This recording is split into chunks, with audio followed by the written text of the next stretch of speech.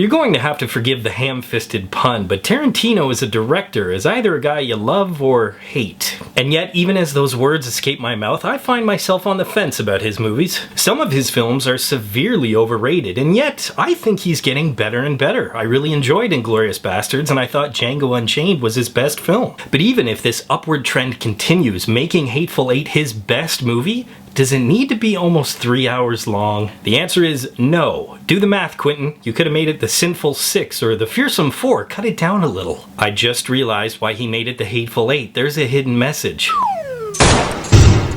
No wonder that movie seemed like it went on forever.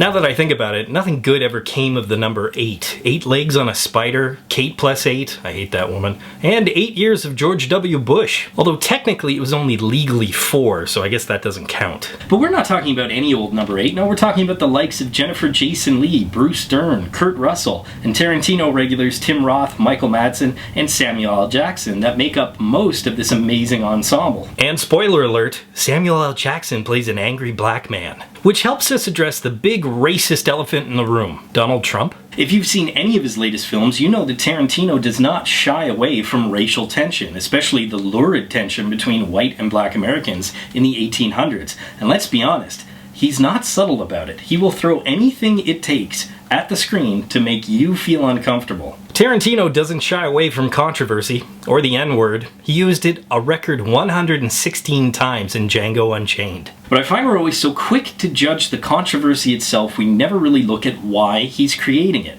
We get so caught up in the language and the violence on the surface that we never delve deeper into Tarantino films. Now, I'm never one to say that you shouldn't be offended by his films, that is your right. But the fact is, I really respect this man because he's unapologetic in the movies he wants to make. And not to sound too pretentious, too late, but I think the more that you've studied film, the more you realize that Tarantino is a true student of film, especially 70s films. Movies like Kill Bill Volume 1 and 2 are tributes to the kung fu films of that era. Inglourious Basterds is a tribute to a subgenre of grindhouse film. And films like Jackie Brown, Django Unchained, and parts of the Hateful Eight are actually blaxploitation films. But the funny thing is, we hear the word ploitation, and we forget that blaxploitation is actually about empowerment. Okay, enough with the history lesson. You don't have to make the review 3 hours too. But the history lesson with the Hateful Eight is what's important. Yeah, the racial slurs, they're still free-flowing. The violence is insane.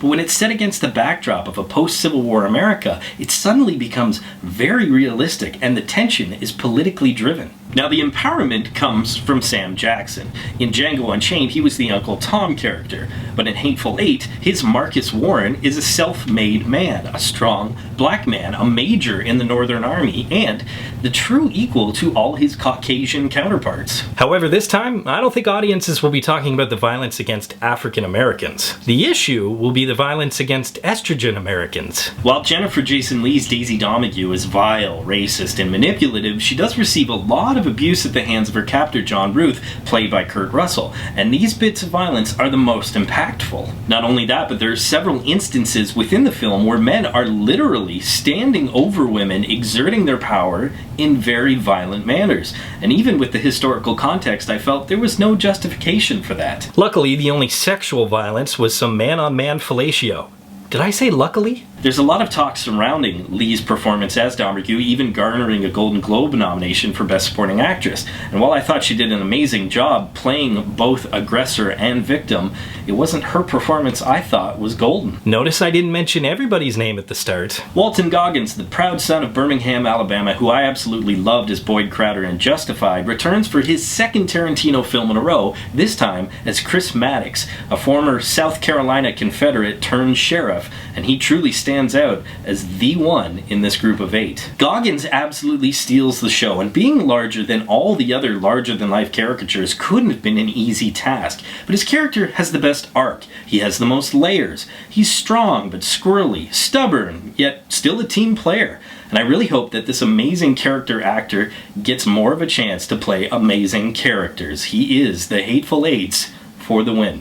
Great actor, no denying that, but probably could study a little bit more on how to separate Alabama, Kentucky, and South Carolina when it comes to the accents. Tarantino gave every actor a really fun, over-the-top character to play. Sure, some of them border on stereotype, some border on caricature, but the fact is when you throw them all together in a classic whodunit scenario, it becomes a lot of fun, with a lot of humor and tension. Tarantino seemed to be trying to escape the roots from which he came. Perhaps that's why I didn't recognize the table talk philosophy that we're accustomed to. He was in the mindset of bigger is better, longer is better, especially trying new things with the Ultra Panavision 70mm cinematography. However, I truly felt that the film was only successful when it was enclosed and shrunk down, and paying homage to the classic spaghetti westerns that he clearly grew up loving. If you're a fan of Tarantino's work, even a casual one, I think you're really going to enjoy The Hateful Eight, and for me, it was an earn it. However, I will preface that if you've been turned off of his work before because of the violence, sexual acts, or language,